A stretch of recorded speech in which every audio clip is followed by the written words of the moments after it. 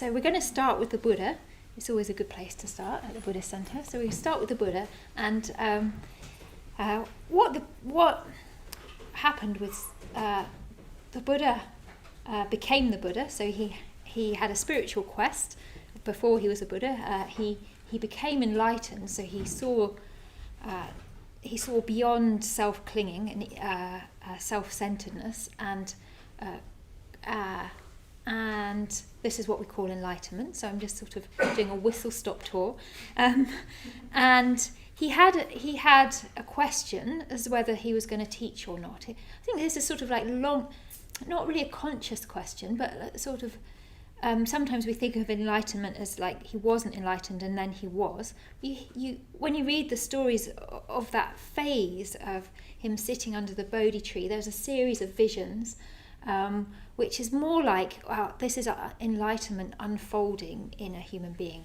And so this very, very deep transformative seeing, the deepest possible transformation had happened to his consciousness.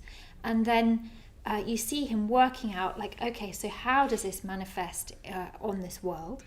And he realizes that it is possible. If he can see this deeply, then other people can see this deeply. And this is significant because this is what gives birth to Buddhism, not just a Buddha. Yeah. So he decided he could teach, and not only that. So he went and he began teaching, and he gathered followers, and the followers were able to. The reason that they were followers is not that he wanted followers. The Buddha, really saw that what he'd become was the end of suffering, and how wonderful if other beings could come to the end of suffering as well. So this was his motivation for having followers. He'd had followers, the opportunity for followers in his before he'd become a Buddha, and because he wasn't confident in the teaching, he'd said, no, I need to be a wiser person before I start teaching more. So at this point, he's confident, supremely confident that this was the answer to his quest, and he wants to pass it on.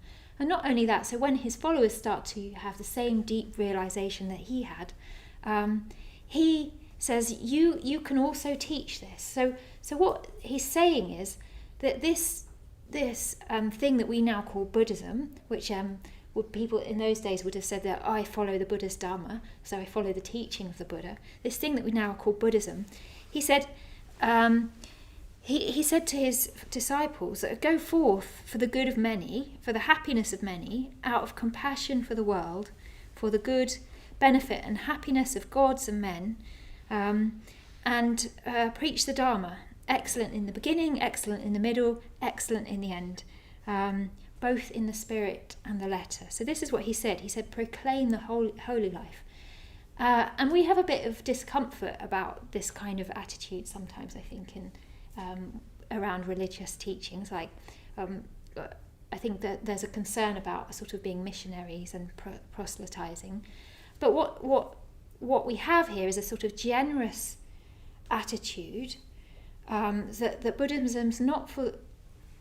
it's not for the elect, so it's not just for a certain group of people, it's not for a certain tribe of people, it's not for the elite either, it's for anybody, whoever they are, whatever their conditioning, wherever they live, Buddhism is for them, and that means it's for us.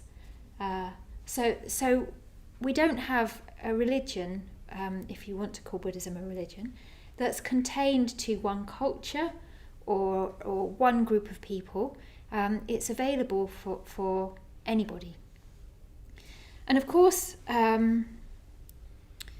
if we want to understand Buddhism, and it's not indigenous to our culture, which is for most of us, not all of us, that means that we have to work out what it's saying with the apparatus that we've got, our own cultural conditioning. We're coming into relationship to another culture very often. Yeah. So because Buddhism's been until like a couple of hundred years ago, really contained in Asia. Anyone who's not from Asia is encountering it with a whole different set of cultural images, philosophy, ideas, religious ideas, etc. So whenever one's communicating Buddhism, either to groups of people or individuals, one's trying to find what the language is that's best, what are the metaphors that speak best to it. Yeah, does that make sense? So just in terms of individuals, when the Buddha spoke to people, he'd often reference things in their own lives. A beautiful example is when he's talking to Sona, the musician. He used to play the lute, and he's teaching him meditation. And Sona's having trouble. He's like putting loads of effort into his meditation, and then it goes a bit floppy, and then he thinks, oh, actually, I'm better off getting married and going back to the village. So he keeps oscillating. And the Buddha, he talks to Sona in what he knows, and Sona knows music, and he knows the lute. He's a very good lute player. So the Buddha talks to him and says, oh, you know when you're playing the lute and the string's too loose, it can't make a nice sound. And if the string's too tight, it will either make a harsh sound or it will snap. So in your meditation, the effort has to be like that. And so this is how the Buddha relates to people. So like, this is what you know, and Buddhism's a bit like that. Or no, that's not it actually.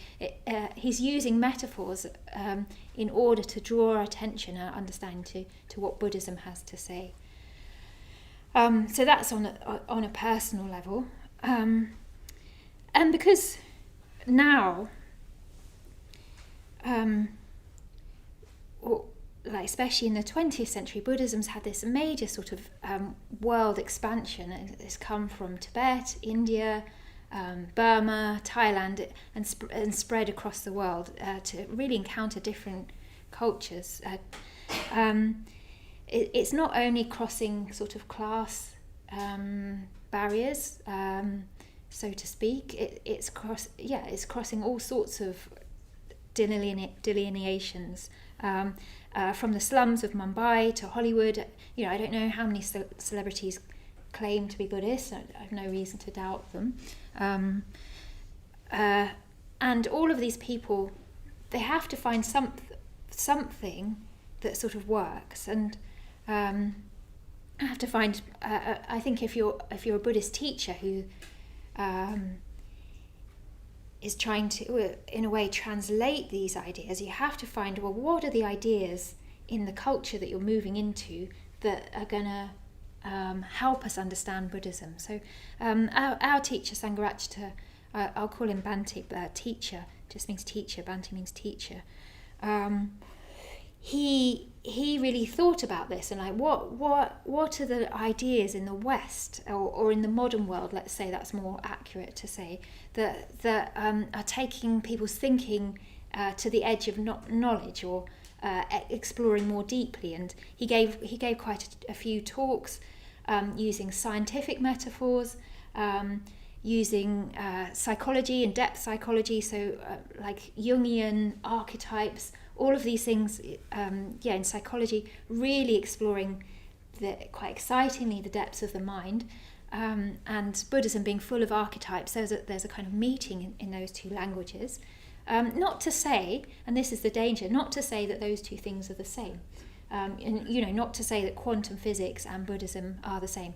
Actually, I've got no idea about quantum physics, so I couldn't begin to say whether it was the same or different. But quantum physics, neuroscience, all of these things are pushing people's understanding to previously sort of uncharted territory in what the mind is. So we start to, and all of these things are metaphors. We can't give reality in descriptions. We can only use metaphors. So Buddhism is using metaphors.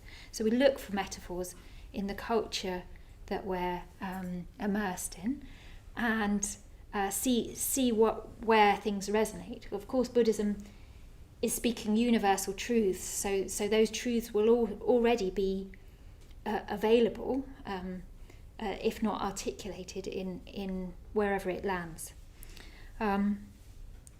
So our teacher, I can't remember when this talk was given, like some decades ago, gave a talk called The Higher Evolution. So he's talking about, he's using evolutionary terms. Sorry, a series of talks called The Higher Evolution.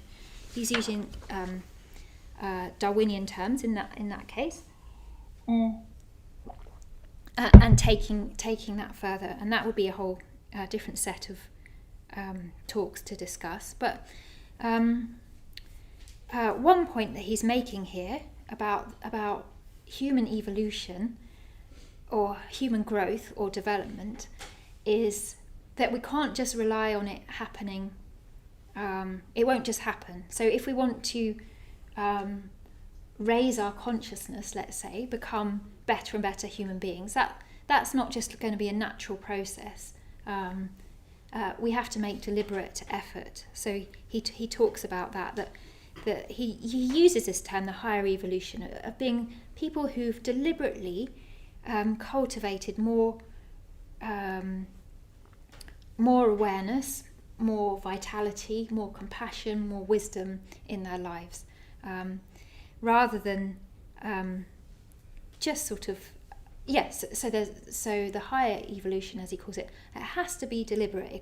We don't just wait for it to happen. I know, it's not like if we just kind of put ourselves in a spiritual atmosphere for a while, we'll permanently become better human beings. We have to engage with that. Does that make sense? Yeah. And it requires a consciousness that can reflect on itself. So this is a particular attribute that human beings have, is that they can say to themselves, I'm a human being, you're another human being. They're aware of being aware. And that means you can make moral choices. Yeah, it's not governed entirely by instinct. It's shocking how much we are governed by instinct.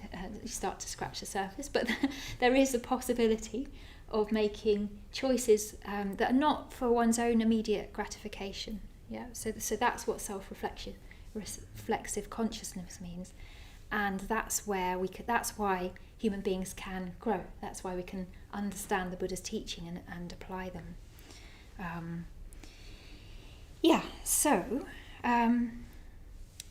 What else do I want to say? He's talking about this possibility of human growth, and in this talk, and he's really specific that this isn't just a general thing that can happen out there. He says it's not some other entity, and when we're talking about human growth, we mean quite definitely ourselves as living, growing, evolving beings. Beings capable, we may say, of an infinite development. Yeah, so that's like this. That's quite amazing. That's like we might just sort of overlook that sentence, but that's quite a vista that's opened up before us. That each of us, he says, is a being capable of infinite development. So that's the starting point. That's really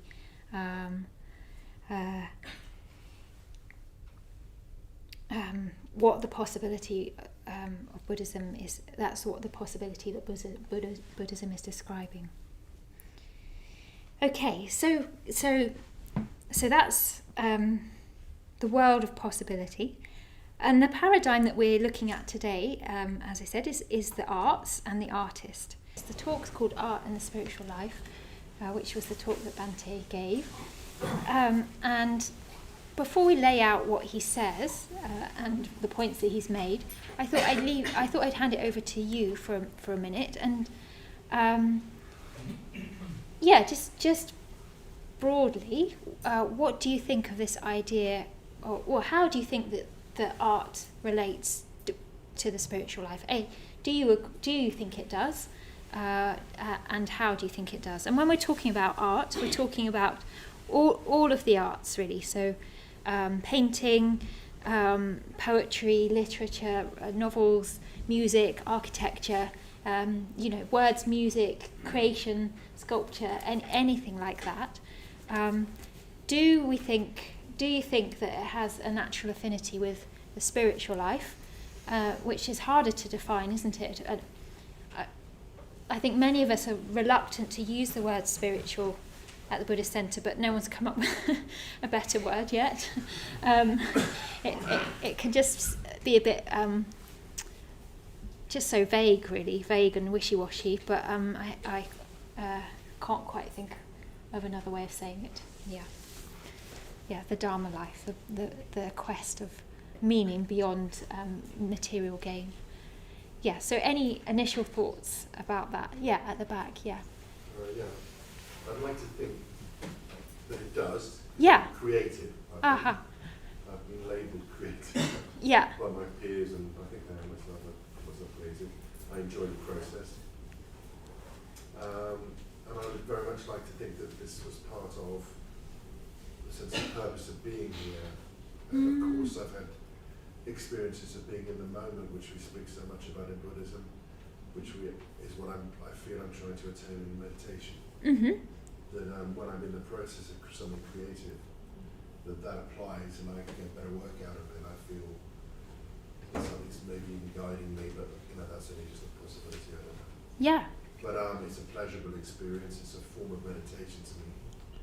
I'm an actor and I also write poetry, like most people do. Yeah. We'll try bits and pieces. But I've had other thoughts. Like counteractive thoughts. Yeah, well, not counteractive right now, but I'm not going to get scared of my own thoughts. Yeah. Run away like I used to. But I was just watching the sunset the other day, and I did a photograph of it, and I did some filters through it, and I thought, oh my God, it's amazing.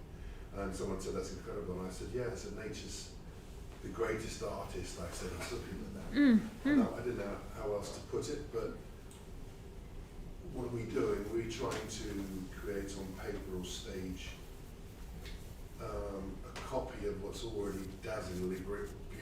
And then what's the point of that? And is it meant to get us? William Shakespeare, I'm sure a lot of you know, very famous quotes was, acting is a mirror of nature. And I can see that would help an actor become more authentic by an association with just a copy to imitate. I think that came up, imitation. Yeah. So is that imitation doesn't seem to be very powerful to me as a word, but maybe I need to develop that. But anyway, so quite a few good points in there. So first, I think the first thing that you said was to do with meaning and purpose. So that's whatever that is, that's there somehow for you in being creative, and then that thing of being very present in the moment, and that something not being that much to do with you, something coming through. So that's great, and that's experience. And then a question of like, what is art for? Which I'm not. Let's see if that comes in later. I'm not going to promise that. Any other like blue t-shirt? Yeah. Yeah, that's you. It makes me think it speaks to the depths of the subconscious and what we don't yet understand in a way that language maybe doesn't. So it makes me think of there's a PhD on the immateriality of language. You can't explain a meal on the menu based on the ink, the chemistry and physics of the ink on the paper. So I think it speaks to the depths of the subconscious through images, not words. And I think that has a restorative quality to it. It feels like. Okay, yes. Yeah, so that can actually, by restorative, that can actually help us in some way in our well-being or something like that. Yeah, nice. So yeah, the language of the unconscious. Yeah, yes. They transform your emotions. They transform you. Yeah. So say a bit more about that. Like, what's the experience? Yeah, it's like they transform like your deep emotions, something even unconsciousness or something like that. And is that what are you thinking? Well, have you got an example in your own life of that, rather than just being theoretical? Sometimes I play the piano. Okay. Very little, yeah. But I think that have an effect in me. Yeah. Something different, I think, like in my emotions. Yeah, and that's really good. So playing the piano has an effect on your emotions, and I don't want to. This is a bit of a leading question. Is it that can't happen? That the piano is a particular medium for that to happen. Like it doesn't happen in a conversation. Like it, or No, is there something particular about it? Music. Yeah, I think music and other things like movies sometimes, like Yeah. very beautiful movies. Yeah. That can happen. Yeah. And also like in deeply conversations with some like friends, communication. Communication. So yeah, that's in my case. Yeah. Great. Yeah. Thank you. Yeah. So it's to do with our emotional life. Yeah. Yeah, I've been doing some studying around visualization and looking at like the power of imagination, and for me, I find like looking at pieces of artwork can then garner it can create inspiration to go and do something based on what I've seen. So like if I see a very nice natural piece, I might think, oh, I want to go and travel to this place, or I want to learn more about this or that. So it can kind of inspire me to educate myself more about the world, which is, I see that as very spiritual. But also I think it can really help with self-development. So I can give an example. So I wouldn't describe myself as like a very masculine man, but I've been studying like what it means to be a masculine man, and I've been able to look at things through like movies, and I've been like clipping things of characters who are behaving in a very masculine way, and so I feel like that helps to kind of that's like a creative piece of artwork where as a visual learner I can look at it and go, right, this is what I want to do. It's a bit of imitation, but I think it also lends itself to changing my beliefs about myself, and the more I try and like be that, then I become what I'm seeing basically, and that links very much as well to what I've been looking at with manifestation and sort of like really changing myself. It makes me think about how archetypes can be really important in, it can be draw out aspects of ourselves Like that we want to to develop. be able to recognise and believe it, or see what I need to do to change it myself, because I could read it or someone can say it, but it might not work for me. Yes. But if I see it, I'm like, right, okay, this is what I need to do. Yeah. This is what I want to. Yeah. So using visual language. Yeah. Thanks. Any other? At the back. Yeah. Okay. Yeah. Sorry. It's interesting. Firstly, Brian. the thing about beauty is looking at like a painting and saying, this Van Gogh picture resembles, gives you some insight into beauty, but because it's been in a state when he's created that, a certain state of letting go or creativity. But if you meditate enough, everything becomes beautiful. If you kind of meditate enough, then a piece staying alleyway will just has this beauty to it. Not just clouds and nature, just everything. Just like when you write and you're just aware of the ink on the paper, the ink on the paper becomes beautiful in itself. And so, but it feels like, spirituality is where we are, underlying everything. That's the natural basis of life. It's just the stuff we add onto it. So there was a famous actor the other day talking about how much he enjoys acting, because when someone says action, he's in the moment he's doing it. But then he's just worried about people. It's like, afterwards, after you've done the acting, the craving to get something from it is the destructive force. The craving to get likes on Instagram is a disaster, whereas actually the actual thing that you're trying to put on because it's fun is where the spiritual progress lies. Yeah. To work out what is process of being yourself and the flow, and what is outside of that. And the person comes in and says, I must get something from this. Yeah. Or a person comes in and says, my girlfriend keeps on shouting because she wants me to do something that I don't want to do creatively, and then that person, sphere, has gotten in the way, which is yourself, got in the way of the art itself. Yeah, I think that's really good that you're describing the sort of the range of experience that someone creative can have is like the act of creating, which is sort of the self getting out of the way in a certain kind of way, and then the normal everyday self. And this happens with meditation as well. It's like we have an experience and then normal everyday self sort of craves it or tries to appropriate things as well. So yeah. Okay, yeah, good. There's probably I feel like there's probably like as many responses as there are people in the room. But what we'll do is we'll have a tea break just now, and then we'll see where we go after that. See what Bhante has to say. Okay, great. So we're going to carry on exploring art and the spiritual life, and you'll have to excuse me that this part of the class feels less clearly delineated to me than the first part of the class. So we'll see what gets pulled out. It's a bit more exploratory, at least from my side. I'm sure you all know what you're doing. So,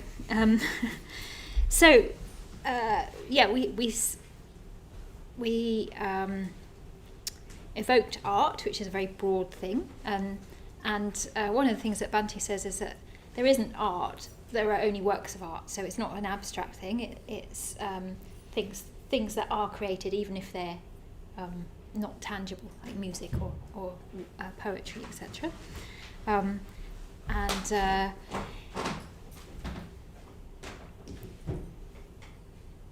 was heartened to hear all your responses that we heard from anyway, that seem to think, yes, that there is some resonance with creativity or looking at art and one's own spiritual path and sense of meaning. And so our teacher, Bhante, he had the boldness to try and define art, and he's come up with this sentence. So he says, art is the organisation of sensuous impressions that express the artist's sensibility and communicate to his audience or her audience a sense of values that can transform their lives. Yes? So we've got a few stages there. So this organisation of sensuous impressions, and I think that's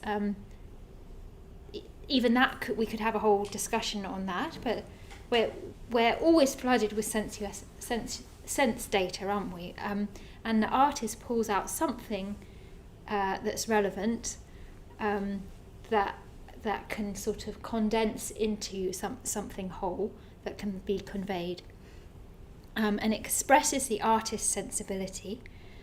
So the very particular experience and means of communication that the artist has, particular to them. And then this important word, it's a communication. So obviously art can't exist without people to see it or hear it or watch it or be in it. And it can, this is bold as well, this is, a high standard, a sense of values that can transform their lives. Yeah, and maybe this is what people have been hinting at about how the art can speak the language of the unconscious, so can bring our emotions to the surface, speak to us in ways that mere concepts can't do. Not that art is completely separate from concepts, and there's definitely a relationship between concepts and imagination, but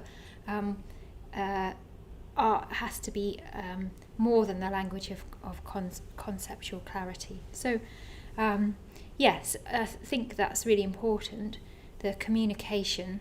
Well, not important, it's completely fundamental, this sense that it's a communication. It's a little bit like the Buddha becoming enlightened and not teaching. Is he then actually a Buddha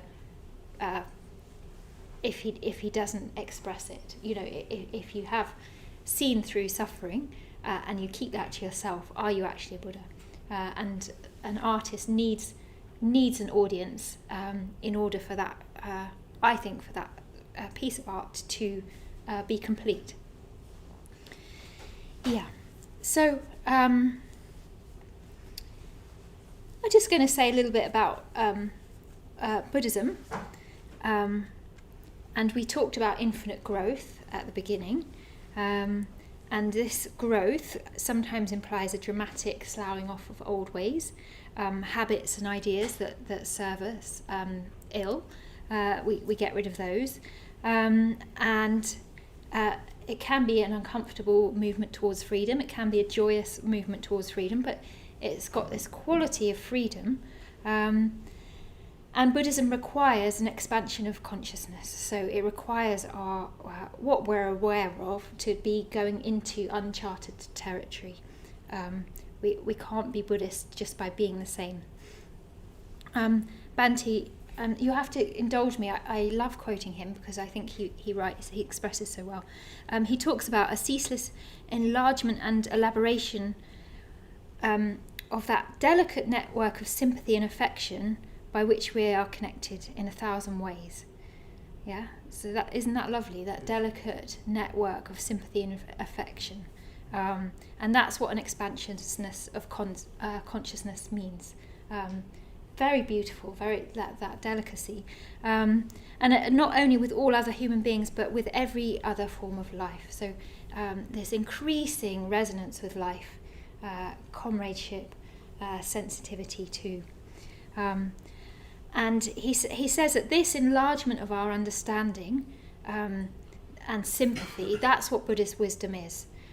So it's not an increase in knowledge, it's the profound depths of understanding which change the way we relate to ourselves and others in a completely positive way, much more able to take each other in, see each other as well as see the infinite potential for growth in others, which normally we really don't.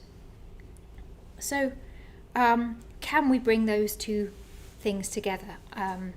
Let's see what we can do with that. I mean, certainly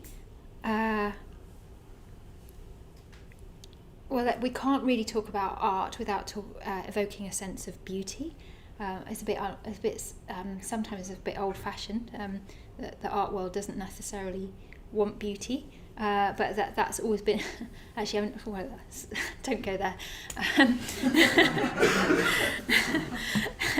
Let's take certain things as a given. And beauty, I don't necessarily mean pretty. Pretty's nice enough, isn't it? Beauty can be terrible and awesome and sort of destructive in a certain kind of way. So we can think about experiences of beauty that come in sideways. So we're not expecting them. We don't necessarily invite them. Beauty can take our breath away, can't it? It can change the way you see things. You can go to an art exhibition or see some theatre and come away, and suddenly you've got a new lens on the world. You suddenly see the world as if you've like got into the head of that artist for a little while, or that play. It illuminates different aspects of the world. We suddenly sort of live through that sensibility. The danger is if you go to ballet performance and then you come away, you think you can pirouette, or you sort of. But there's this huge empathy, isn't there? Like you sort of feel like you've been in those bodies, as amazing as they are. Maybe you all can pirouette. I certainly am quite earthbound. Yeah. So. And there's I wish I could properly remember it. There's the Seamus Heaney poem about driving on the west coast of Ireland, and something about the view, and it catches the heart off guard. So beauty can do that. It can catch the heart off guard. It's like we're not. Our defences aren't very good when it comes to beauty. Perhaps that's it. But although it can be surprising sometimes how it can take a while to open up to beauty. I know that if you go on, for example, a 10-day retreat, at first you can arrive at a retreat centre, I don't know, say it's spring, it's all in blossom, and you think, this is nice, I can see that this is nice, and then like a few days into the retreat, you're suddenly like, oh wow, I don't need to think that this is nice, I'm like deeply connected to how beautiful it is. So sometimes it takes a bit of work to accommodate beauty in a certain kind of way, and art can be like that. There's certain paintings that I love in the National Gallery, and it just depends on my mood whether I can actually really, really be affected by them or not. So what do I want to? I've probably got too much to say. So we evoked this idea of higher evolution, that humans can grow to this infinitely, and this requires effort and self-development and self-reflexive consciousness. And Bhante says that the true artist, and I think he's using this in a very exalted way, people who've really made really gone into new territory, made a big difference to how we see the world.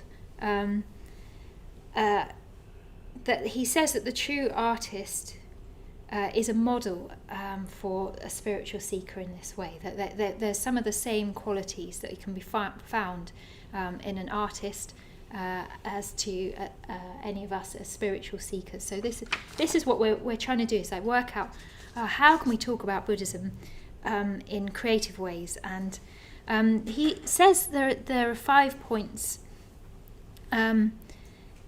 about that distinguish a spiritual seeker, or a spiritually developed person, let's say, actually, and a true artist.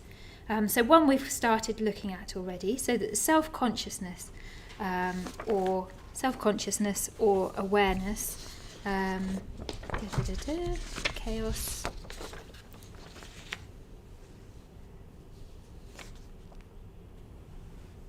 Yeah, and he says that the artist, we may even say the true artist, is more alive than other people, and more sensitive in the full sense of the term.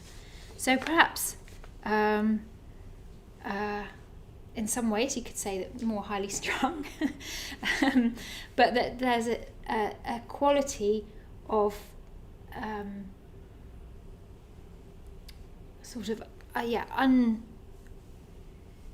unmediated sensitivity, their defences against the world, the cynicism about what the world is for isn't there. This kind of unguardedness and a kind of a vivid sensitivity to the world. So more self-conscious or more aware.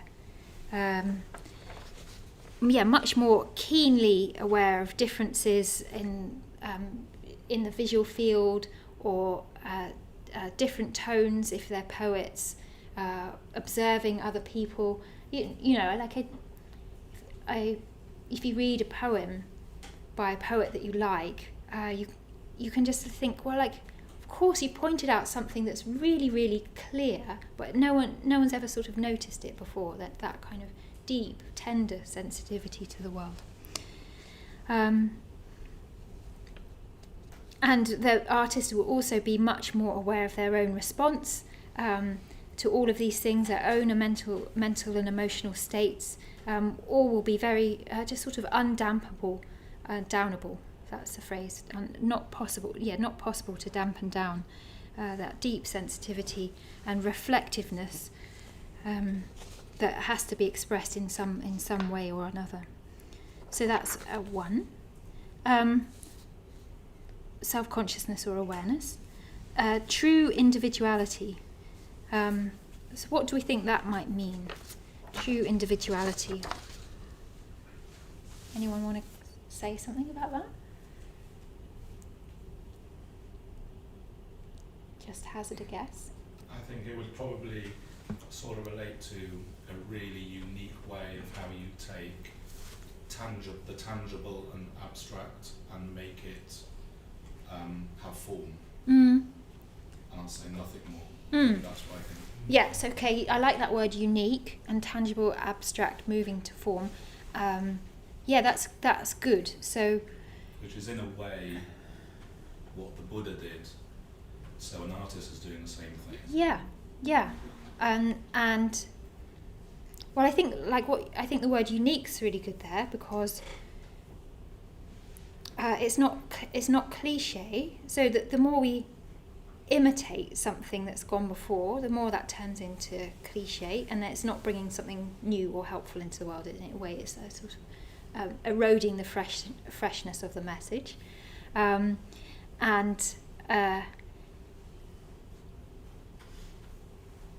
yes, so an artist will do that in creativity. That will create something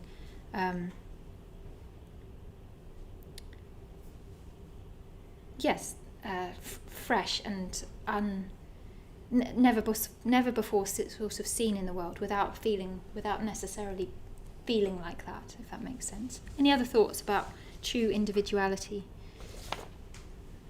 Think about. Can it be related to like your authentic version of yourself? Mm-hmm. And I was just thinking, like spiritually, like looking at humans, even though the illusion of separation is there and we're all connected, we are all individuals in ourselves. We've got unique life experiences that are only related to ourselves, and perhaps our journey, our path to enlightenment or a spiritual path could also be unique to the individual based on their experiences, their conditions, and what they've learned in life. Yeah, that's good. So what was the first thing you said? Authenticity.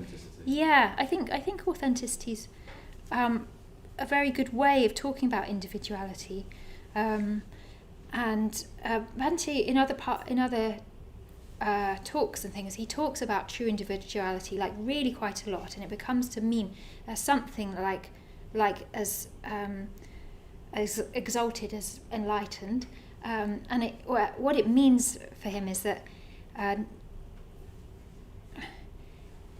true individual, there's no need for them to be caught up in group behaviour or concerned about what other people think, and in that way they're absolutely free to live by their values. So there's a huge amount of integrity and like you say, authenticity, a complete lack of concern about you can only actually practice ethics fully if you don't mind what other people think of you. So sometimes that means being very courageous and going against the whole group opinion, for example, because you want to say the truth and nobody likes it, maybe. And that desire for truth and goodness becomes more important than a kind of superficial connection. And that I think that Bhante is saying the same about an artist, and you do get that. You sort of I don't know if anyone saw the Philip Guston exhibition. Was it last year at the Tate? And his story is really interesting. He started as a figurative painter, then he got in with the abstract expressionists, and the abstract expressionists, so these huge canvases, and they're just saying figurations ended, like this is kind of the end of painting, like you have to, they're actually influenced by Buddhism as well, like you have to enter the void. There was all this kind of grandiose talk, and then Philip Guston started painting figurative things, so like depicting objects you can actually see, and people stopped talking to him, like he was shunned, not everybody, but that he was scorned, and he was saying we're image ridden and we're image makers, and it's true, and abstract expressionism hasn't been the last thing to say about painting, but he just had to express what he had to express. He wasn't bothered by trends, and you see that a lot. I was thinking of that, what's that Bob Dylan when he started playing the electric guitar and someone shouted Judas, like I sort of wonder if that person's still alive. That's sort of like, oh God. Anyway, so something about individuality like being so important. I think it's such an attractive way of thinking about spiritual growth, actually, like becoming more and more able to live by values, which means more and more being oneself, actually, because that's what our self actually is a value, meaning driven person, rather than a kind of cliched group orientated person. Yeah. So then this is quite an obvious one. The artist is creative. And Bhante talks about how hard artists work and how sort of driven by their vision they are. And also, I think it's just worth talking about how Bhante also uses the word creative in other places. And he talks about the enlightened mind as being truly creative. So the mind that can see what's entirely appropriate for any given situation and responding that way rather than responding out of habit. Yeah. So let's make an analogy. Because I went to art school, all my analogies are to do with painting, but maybe you can expand that in your own way. Where am I going? What am I saying? The artist. If you this is just a very simple example. If you decide to draw something or paint something in front of you, what you have to do is completely drop all the assumptions about what that thing is and what it looks like, and just really communicate with what it is that's there in front of your eyes, and the sort of energy of that object or thing or person. So you have to drop your assumptions, let yourself be surprised and respond to that, rather than coming with a load of ideas that you're going to impress upon your painting or drawing. Yeah. So in that way you have a genuine response. And in the same way, like, what if you could relate to every single person that you met in that way, without like preconceived ideas, judgments, and you could just see them as they are just then, and let that be everything. So that's what a creative mind, that's what Bhante says a Buddha is like, able to just see every single person's complete uniqueness and individuality. And being seen by a Buddha like that, it's like, oh yeah, I can grow. If you get witness like that, that's like sunlight on a plant or something. Okay, I'll ask you about this one. So the next one is the artist is alone. Why is that? Yeah. Well, if art's meant to be some form of self-expression, some combination of who you are, your life, your trajectory, whatever it may be, why on earth would you have other influences? Mm-hmm. Because this is art, not like scientific collaboration where, you could have different inputs and viewpoints. This is meant to be a work of your art. It's meant to be from your person solely. And in the same way that sure you can meditate with a group, but you are still meditating. It's as if you and the group meditate. Each person meditates. Yeah, oh, that's a nice analogy, because it's like you're actually not also. It's like there's a collective atmosphere, isn't there? But actually, we have to respond to that and put the effort in. Yeah. Any other thoughts? I think it's a bit of a confusing one. Anyone who hasn't said anything, just first of all. Yeah. You know when you're like doing like something and then someone else is watching and then that's how you're doing it? Ah. Maybe. Yeah. When someone's watching you, what kind of stresses you out and you have to like changes the way you do it. Yeah. Other people's opinions might like change how you express yourself. Yeah. Okay, I'm going to... this is really good. I'm going to quote badly Philip Guston again. And I think he was quoting someone else. His quote is called Studio Ghosts, and he says you go into the studio and all of the critics' voices are there in your head, and then you have to get rid of them. And then you stay in a bit longer, and all of the art teachers that you've had are there in your head directing you, and you have to get rid of them. And then all of your friends are there too, and you have to get rid of them until all of those voices are gone, and then you can create. So it's something like that. Yeah. And you're saying it in a sort of literal way, but I think it's true. Even if they're not in the room with you, we bring them with us, and we have to eventually let that go. Something also Bhante says, which is somewhere else, about actually that at some point in our lives we have to admit that we are, like, even though we're sort of deeply connected, there's something, we're all existentially alone. So we're not going to die together. When we're born as we are, we live our lives, and then when we die, we die alone. And he says, and I think this is like hard but positive, at some point we have to dwell in that sense that even with a really, really good friend, they have a different life and a different set of circumstances. They're not the same, and there's a chasm. And he talks about communication and spiritual friendship as being a communication across a chasm.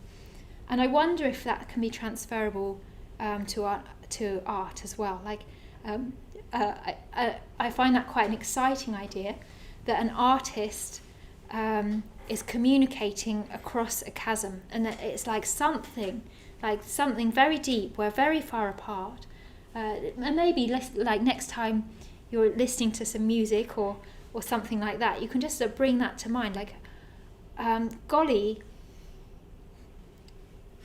you can just say golly.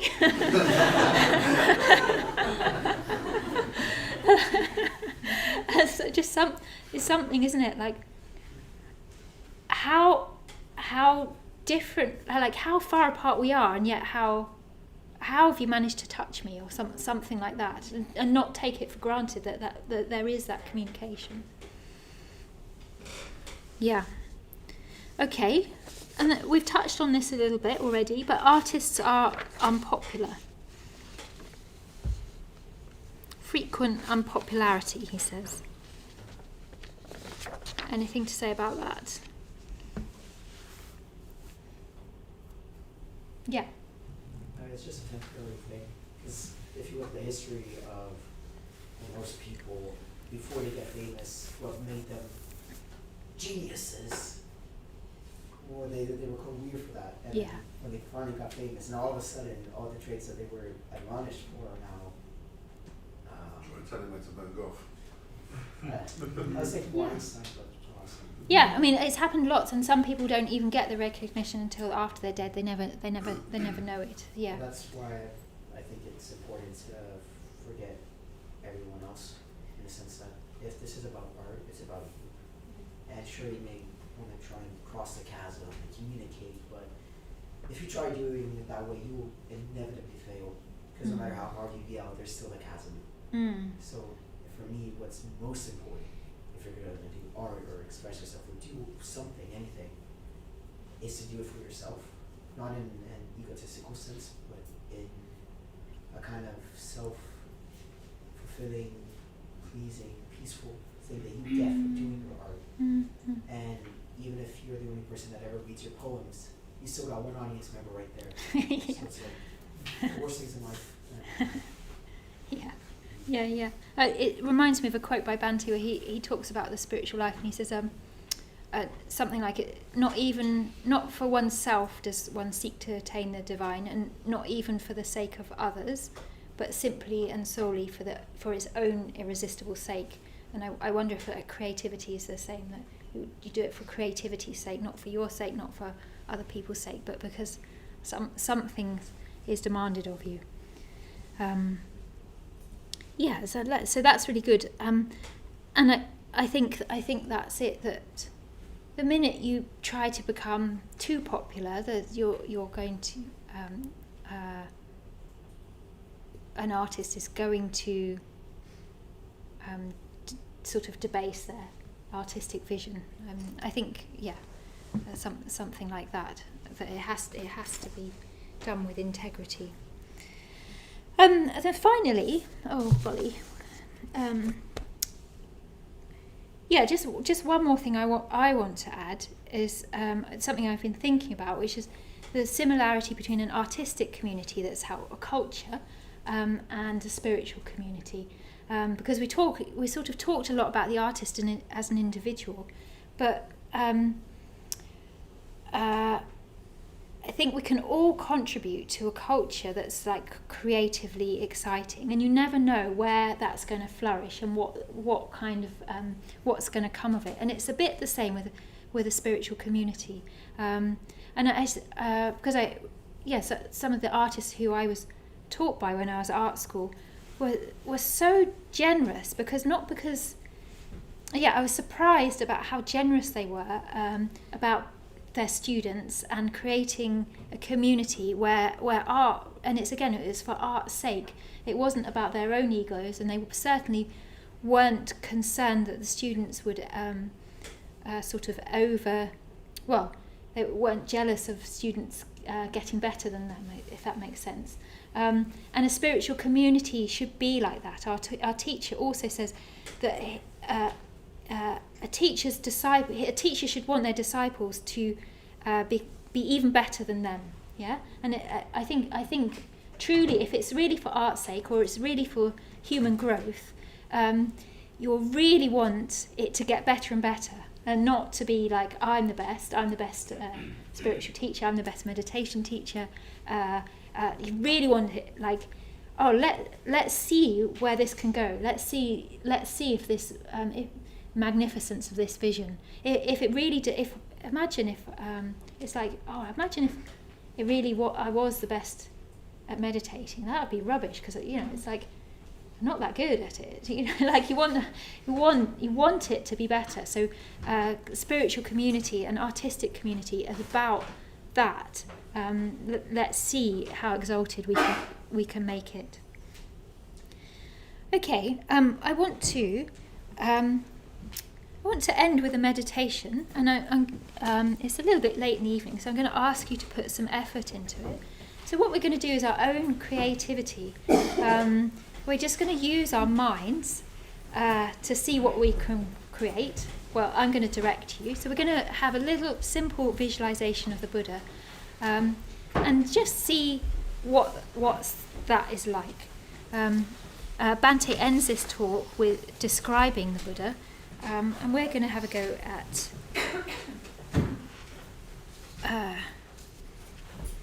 a small and subtle act of creation.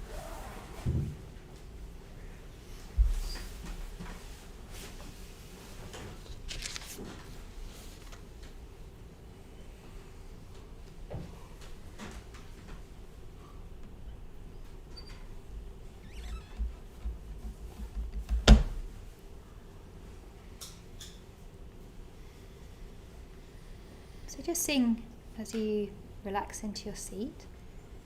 If you can notice that you're aware.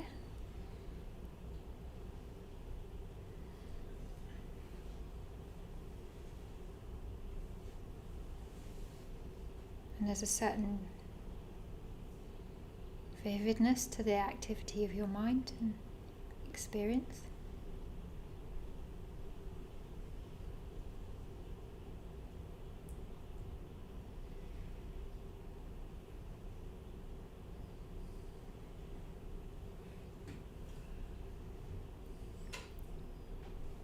The sounds in the room, they're just sounds.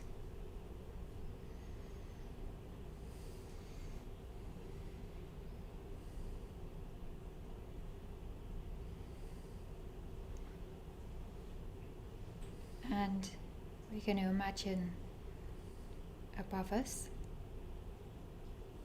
a big, vast, unending expanse of blue sky. It's rich,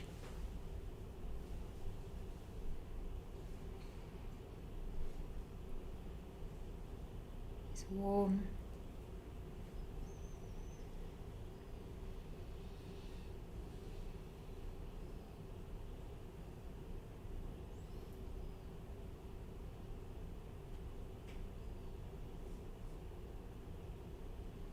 beneath the sky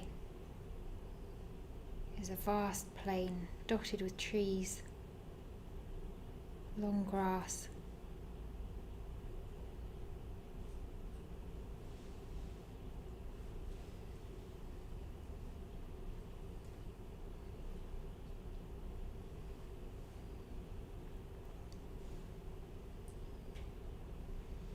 And there's a stream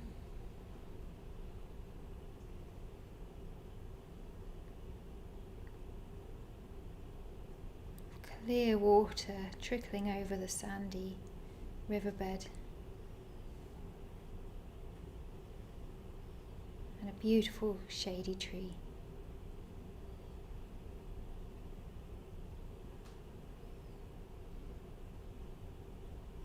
To let your mind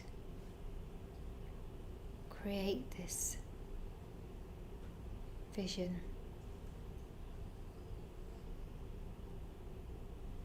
Let yourself be there.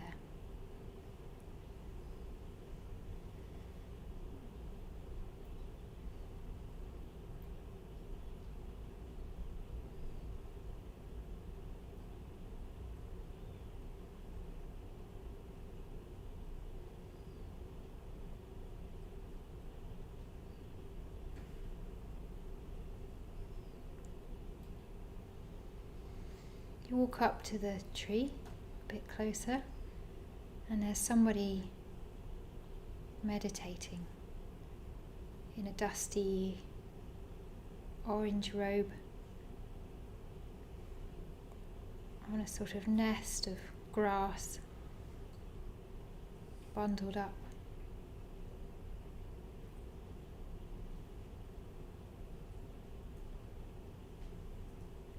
You've never seen anyone look so dignified.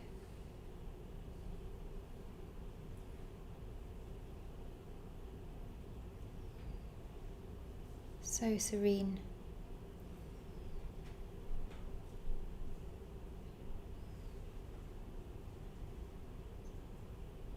So compelling.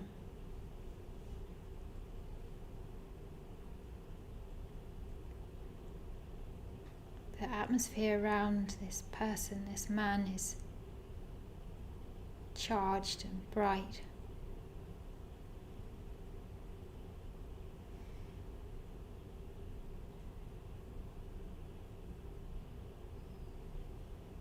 And it's almost as though his skin is golden.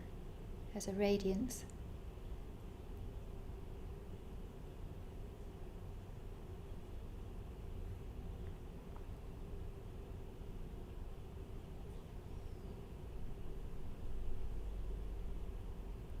And let's just imagine that he notices that you're there.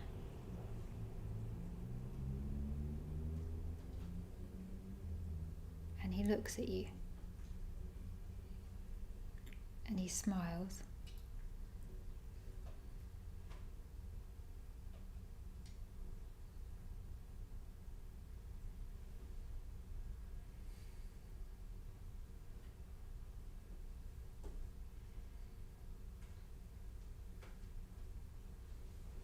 You've never been seen by someone like that before, and never felt such kindness.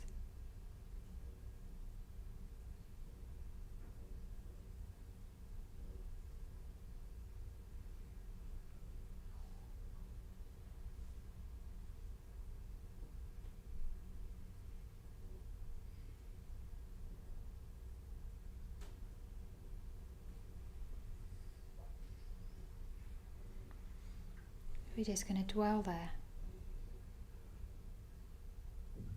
in the company of the Buddha.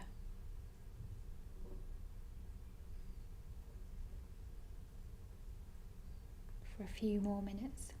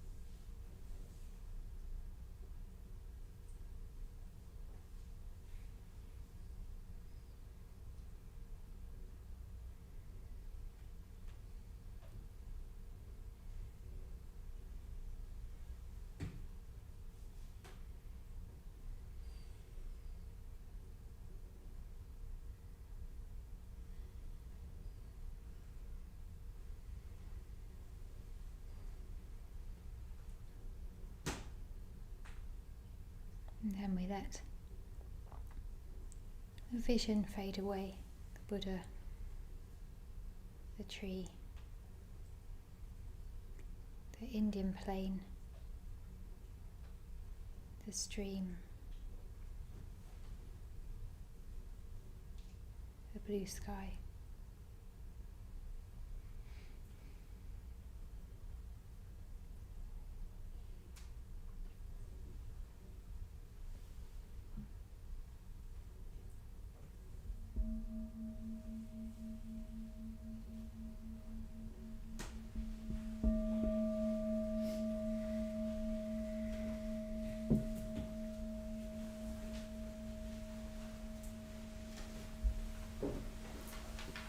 Okay, so what I'd like you to do is just say to the person next to you how that was for you. So whether the meditation had any effect and what effect it had on you.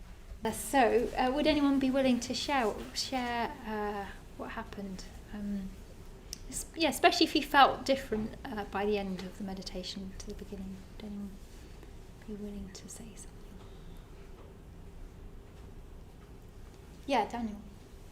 I was saying that up till the point where you said, just imagine that Buddha recognizes you and sees you, right up to that point, I feel like I was spending so much effort trying to, keep that vision in my mind, and that's making a lot of effort. But when you said that, I just feel like everything softened. I didn't have to make as much effort, and I was just lovely. That's nice to hear. Yeah, so it was something about the emotional aspect of it that touched you.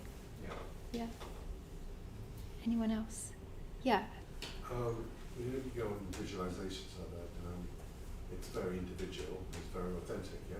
Yeah. Two words we used earlier on. And it got, talking to you, it got me to, because I think I said something like, imagine if there wasn't any media, or newspapers, or TV, or money, and how these art forms started off, they were actually just ways of communicating.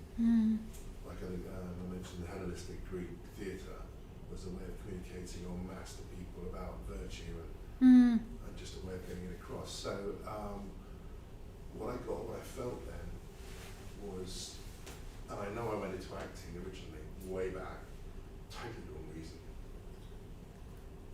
Damaged a bit, you're growing up and you think, oh God, that's how I'm going to be loved if I make something of myself.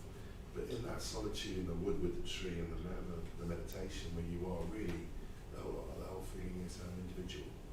Mm. Is that I felt, this is a message from me, I can't speak for anyone else. No, well, that's all I'm that- asking. Yeah, Yeah. that I have to do my art for me, I suppose, or for, like you said, one step further in integrity, for the joy of creation, creating something. Mm. That there's no ulterior motive. Mm. Okay. Because even with acting, you're stifled. You've got a director telling you how he thinks it should be. So, So somehow, like, purity. yeah, so somehow the meditation had a sort of message for you about Yeah. how you want to live or Yeah, that something. was that. Yeah, yeah, you, good. You might not make any money out of it, but it's the enjoyment. It's not what you have; it's how you feel through life. Possibly, question mark. Yeah, thank you. Yeah, I'd like to hear from maybe a couple more if we can. Yeah, Rowan, thank you. Yeah, I don't know, as it went on, I sort of realised I was just thinking the Buddha as it and being like, oh yeah, there's Buddha. But then once I don't know, it's kind of like how we were talking before about when you're sat in front of the sort of object of attention or whatever you're trying to say, paint, for example, having to drop your expectations a bit. Sort of, once I actually dropped the words and it's like, okay, what's my experience of, I don't know, whatever it is, it's kind of hard to describe, but what is my experience of that? It's kind of, I kind of ended up in a bit more of an atmosphere which kind of reminded me of, I was on solitary retreat up a mountain a few weeks ago, and it reminded me of, I know for a moment I could have almost believed that I was sat in front of a shrine in that hut. Yeah. And it's kind of, I don't know, got that element of simpleness or ease and something like that. Yeah, that sounds really sort of a glimpse of something rather quite lovely. Yeah, thank you. Yeah. Oh, there was one more. Yeah, JC. It was something about the vast deep blue sky being above me, but then sometimes I look down and the vast blue sky is below me. And it always has this sense that each time we do prostration practice, when women have that visualization, I feel like I'm falling whilst I'm sat down. But then you mentioned something about being seen by the Buddha himself, and that sort of has this element of, I don't know, like sort of being seen and being taken seriously. Yeah. That's quite frightening, but also quite reassuring in a way. But yeah, so I was up my toes almost whilst I was sat down. Wow. Yeah. Thanks. I like the frightening and reassuring. It's both. And what did you say? You were off your toe. It's almost like I was on guard. Ah. I didn't mean to be, but I just like it's a sense of apatrapya, that you're next to somebody who's way beyond you, but you can't help but feel like super conscious about how you are. Okay. Yeah. So how you're talking is you were responding to being proximate to the Buddha. Yeah. Rather than just in a room in Bethnal Green with a bunch of people who you don't know. Yeah. Okay, lovely. So I think why I wanted to do that was just to draw us to our own creativity, the creativity available in our own minds, and when an artist of any kind is creating, is not they very rarely have a clear finished picture in their mind of what they're working to. It's like intuitions that need expression, and in a way, if it was clear and finished in their mind, it wouldn't need making. It's the making of it that's important. so that then the artist can actually see what it is and then communicate in a way like an artist might, what I'm trying to say, might be as surprised by the result as someone who came in and saw the play or listened to the music for the first time. It's not defined until it's made manifest, and then it can be communicated with. And in the same way, what's deep within us, which is maybe we didn't know that we could sort of manifest some qualities of the Buddha, but what's deep within us, we can draw that out, and then we can respond to it. Do you see that? Like there's a sort of magic of like, I can create the qualities of a Buddha or something like that, or a landscape that I respond to, and I can then put myself into it and be exalted but drawn out by it and feel different by the end of it, and that can happen with your own mind, your own creative mind.